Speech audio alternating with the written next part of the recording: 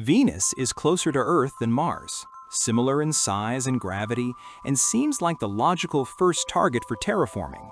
Until you realize the planet's crushing pressure, lead-melting heat, and missing oceans make it exponentially harder to terraform than the cold Martian desert everyone talks about. Everyone's focused on Mars, turning the red wasteland into a second Earth. But Venus is right there. 3-month trip instead of 6, same size as Earth, almost identical gravity. On paper, it looks better. Then you check the surface conditions. 465 degrees Celsius. That's hot enough to melt lead, zinc, and tin. Not weather you dress for. This is baked into the planet by a runaway greenhouse effect. The atmosphere is thick carbon dioxide that traps heat like a planetary oven with no off switch. You're not fixing a thermostat, you're trying to cool an entire world that's been cooking for billions of years. The pressure hits you next, 90 times Earth's atmospheric pressure at the surface. That's the same as being 1 kilometer underwater in Earth's oceans. A human standing on Venus would be crushed instantly. Spacesuits can't handle it. Habitats would need submarine-grade hulls weighing tons just to avoid being compressed into scrap metal. Soviet Venera landers, armored probes built to survive hell, lasted less than 2 hours before the pressure and heat destroyed them. And those weren't habitats. Those were solid metal boxes with no one inside. Mars is cold. You add heat. Mars has thin atmosphere. You add air. Adding is engineering. Venus has too much of everything lethal, and subtraction is harder. To make Venus livable, you'd need to remove most of its atmosphere. Not some of it, most of it. Venus has 93 times the total mass of Earth's entire atmosphere. You're talking about moving quadrillions of tons of gas off the planet and into space.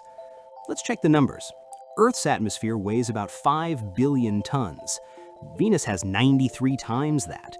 You need to remove tens of thousands of billions of tons of carbon dioxide to drop the pressure to something humans can survive. No current technology can do this. Not rockets, not industrial plants, not any near-future engineering anyone's designed. Even if you could somehow build machines that scraped atmosphere into space, the process would take thousands of years, maybe tens of thousands. You have unlimited budget and 1,000 years. Your goal is simple: remove enough of Venus's atmosphere to drop surface pressure to Earth normal. With every rocket, industrial facility, and technology we could develop in the next millennium, could you move quadrillions of tons of carbon dioxide off the planet in that time? Pause and calculate if it's even physically possible. The answer is no. The scale is too large. Even at 1,000 years, you're moving mountains of gas every single day for 10 centuries straight. And while you're doing that, the planet is still 465 degrees at the surface, because the greenhouse effect doesn't stop until you've removed enough atmosphere to let heat escape. It's a chicken and egg problem written in physics. You can't cool the planet until you remove the atmosphere, but removing the atmosphere takes so long that you're working in an oven for millennia. Now add the water problem. Venus is bone dry. Trace amounts of water vapor exist, but essentially the planet has no water. All the water that once existed boiled away billions of years ago and escaped to space when the greenhouse effect ran wild. Terraforming requires oceans, lots of them. Oceans create weather, moderate temperatures, support life, drive hydrological cycles. Mars has frozen water at the poles and underground ice. You melt it and you've got water. Venus has nothing. You'd need to import billions of tons of water from comets or Europa. Delivering that much water means thousands of comet impacts smashing into Venus over centuries, or continuous shipments for millennia. Let's compare the work. Mars gives you ingredients. Frozen water, melt it. Thin atmosphere, thicken it. Cold temperatures, warm it up. Day-night cycle that's 24.6 hours, almost identical to Earth. Venus gives you the opposite of every requirement. You have crushing pressure, remove 90% of it. You have extreme heat, cool an entire planet by hundreds of degrees. You have no water, import oceans from ice moons. You have days that last 243 Earth days. One Venus day is longer than one Venus year. That last one is the kicker. Venus rotates so slowly that one side faces the sun for 4 months straight.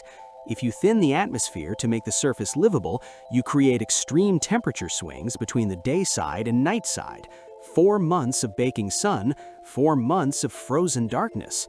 To fix this, you'd need to somehow speed up the planet's rotation.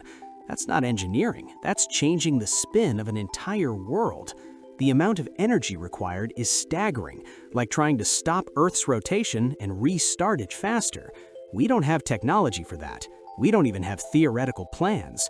You're planning humanity's first terraforming project. Mars gives you thin atmosphere you can thicken, frozen water you can melt, cold you can warm, and 24-hour days. Venus gives you crushing pressure to remove, planet-wide heat to eliminate, zero water to import, and 4-month-long days. Same budget, same timeline. Which planet do you choose, and why? Most people still pick Mars, not because it's closer or bigger or more like Earth in size. They pick Mars because the work is achievable with extreme engineering.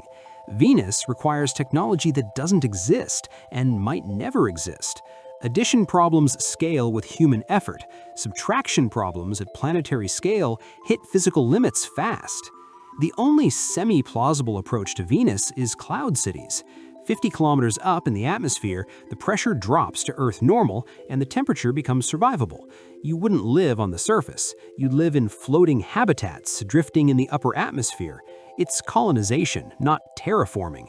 You're building cities that fly forever in acid clouds. You never walk on solid ground. You never see the surface except through thick viewports designed to withstand sulfuric acid rain. But that's a compromise. That's admitting the surface is impossible and finding a workaround. True terraforming means making the planet's surface livable. Venus's surface will kill you in seconds, and fixing it requires removing an atmosphere 93 times heavier than Earth's, cooling a planet by hundreds of degrees, importing oceans that don't exist, and somehow altering the rotation of an entire world. These aren't engineering challenges, these are physics problems that exceed anything humans can currently imagine building. If surface Venus is impossible to terraform, would you support building permanent floating cities 50 kilometers up in the clouds where conditions are survivable? It's not true terraforming, you'd never walk on solid ground. Is living in the sky on Venus better than living on Mars' surface, or does permanent flight make it not worth it? The irony is brutal. The planet closest to Earth in size and distance is the most hostile world in the solar system. Venus looks like Earth's twin from space, same diameter, same mass, similar gravity. The similarity ends there. Mars looks less like Earth, but has the ingredients that matter. Frozen water you can melt, thin atmosphere you can thicken, a day-night cycle that matches human biology. Proximity doesn't matter when the physics makes the job impossible. We talk about Mars because it's hard, but achievable. You need massive rockets, advanced life support, radiation shielding, and a multi-decade timeline. But the work is addition, build up, add resources, engineer solutions to specific problems. Venus requires subtraction and conversion. Tear down an atmosphere, cool a furnace, import missing ingredients, and alter planetary mechanics. Engineering favors building up over tearing down at scales this large. Mars is a frozen desert with almost no air. Venus is an acid-soaked pressure cooker from hell. One needs upgrades, the other needs demolition and reconstruction from scratch. The math is clear. Sometimes the farther target is easier because the work required is smaller. Closer doesn't mean better when you're fighting physics that's been running wild for 4 billion years. The surface temperature is 465 degrees, hot enough to melt lead. The atmospheric pressure is 90 times Earth's, enough to crush submarines. The atmosphere you need to remove weighs 93 times more than Earth's entire atmosphere. The planet has essentially zero water. One day lasts 243 Earth days. Every single one of those numbers represents a problem larger than anything humans have ever built. Fixing one doesn't help if you can't fix all of them. Venus isn't impossible because we lack ambition. It's impossible because the scale of work exceeds our physics, our engineering, and our timeline. Mars might kill you, but Venus was designed by nature to stay dead. We focus on Mars because it's the easier target, and easier still means decades of work and trillions of dollars. Venus remains science fiction because even science fiction doesn't know how to move quadrillions of tons of atmosphere, cool a planet by hundreds of degrees, import oceans that don't exist, and spin up a world that barely rotates. Proximity is a lie. Venus is closer, but distance doesn't determine feasibility. Physics does, and the physics of Venus say no.